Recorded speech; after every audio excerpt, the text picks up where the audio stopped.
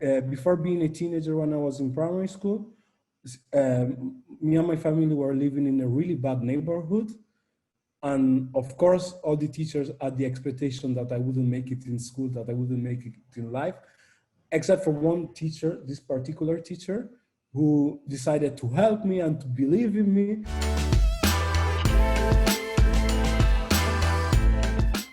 So welcome to Shattered Hues, the chapter for the Afro-Italian community, So I'd like to start by asking you just basic questions. Your name, your profession, and your nationality. Okay. My name is Tolulope Olabode Kuti. Artistically, they call me Tommy Kuti, and I'm an artist. Like, I'm a musician. I wrote a book, and I'm also an actor sometimes because I played in the theater in Milano. All right. So in terms of your cultural background and your nationality, how do you see yourself? I'm someone who was born in Nigeria, came to Italy when I was 2 years old, and grew up in Italy most of my life, and then lived in England and in the US for a couple of years. I have both the Nigerian and the Italian citizenship. You have both the Nigerian and Italian. But sometimes, Okay. yeah. But I'm quite confused about my definite identity.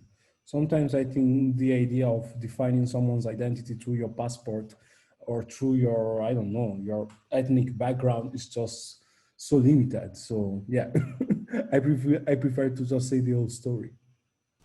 I wanted to ask you about your parents. How come your parents decided to move to Italy and maybe not an English speaking country? Sometimes when I think about my identity and my life story, I realize how random it is that I happen to be Italian. The only reason why my dad came to Italy is because he had a cousin living here in Italy. So it's your father who had a friend living in Italy and just decided to come over, or your His mom? cousin. His cousin. My dad had his cousin living here, and he came here to join Okay. him. So he So just you happened to come here. Like, his cousin could have been in freaking Jamaica, and in London, in Paris, everywhere. and would they say that was a good choice at the end of the day? Now that you're a grown man with your own career. Well, I guess yes, they can't complain. Yeah, like even for them, things went quite well because they have their own business, their company running and stuff. I'm actually calling you from my dad's office. I hope it doesn't work in at some point. No wonder you said he wasn't impressed by Yeah. the color choices. Um, so tell me a little bit about the childhood, the time you spent, just before you go to secondary school. What were your thoughts around being Nigerian, being Italian? Were you in any conflict at that point about your identity? Because you Of mentioned you're still course. confused. Yeah. I mean, when I was a kid, I remember we used to live in this area where it was all Italian people up till when I was 7 years old. And once in a while, my dad's Nigerian friend would come and visit him. And when I would see them from the balcony, I run up to my parents and be like, "Mom, Dad, the black people are coming." And then they will ask me, "What do you think you are?" And I'll be like, "I'm brown."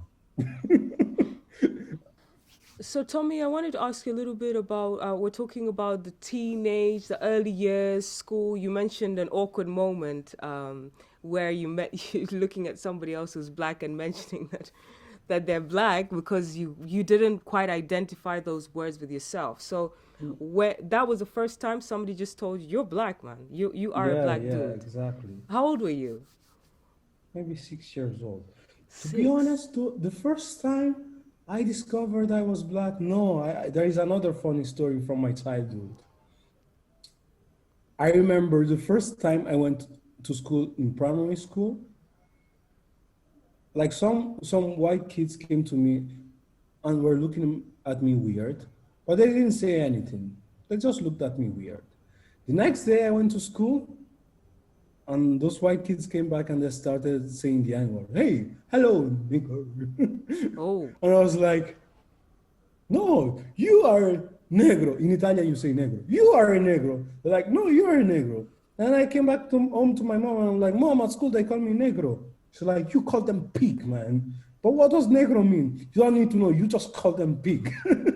So yeah, that's when I think I realized that I was different. Because I wow. guess in nursery school it wasn't an obvious thing. Yeah. I think for me it was moving from the African continent as a teenager and going to school in England because I'd Ah, always you moved as a identify. teenager Yeah, to yeah. I went as a oh, teenager, that's just before different. secondary school. So I had Oh, my formative years in Africa, and I think that helped me a lot, like just to have okay, a solid ground.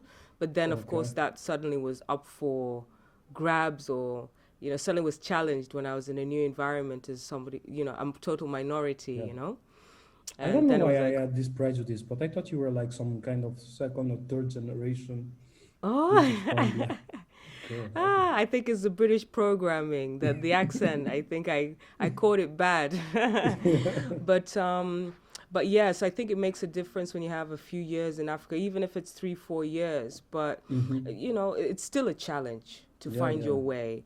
So totally. as a teenager, I guess, did you go into academia, or were you more into the arts? What were you like as a teenager? Were you starting the music? How did that all come Mm, about?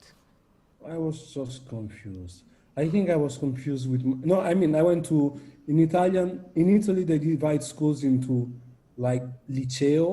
Liceo is for, I don't want to say smart kids, but it's like, okay. And then you have like technical schools that are like TTs and stuff like that. Mm. So I went to liceo. I went to a language liceo, liceo linguistico. And it was all right. I wasn't so passionate about languages, but I just went there because some of my friends went there. And everything changed for me when I went to the US as an exchange student when I was 16 years old. Like my fourth year when I went to the US, and it was super nice. I guess it's also interesting. I don't know if I ever told you about this, but like when I was like before being a teenager, when I was in primary school, me and my family were living in a really bad neighborhood, and of course, all the teachers had the expectation that I wouldn't make it in school, that I wouldn't make it in life, except for one teacher, this particular teacher, who decided to help me and to believe in me. She started doing like integration programs, like making our parents come and like, because there was a few foreign kids in the class, she made our parents come and talk to the other Italian kids, and she created this situation of integration. And she actually started believing in me even more than I did myself.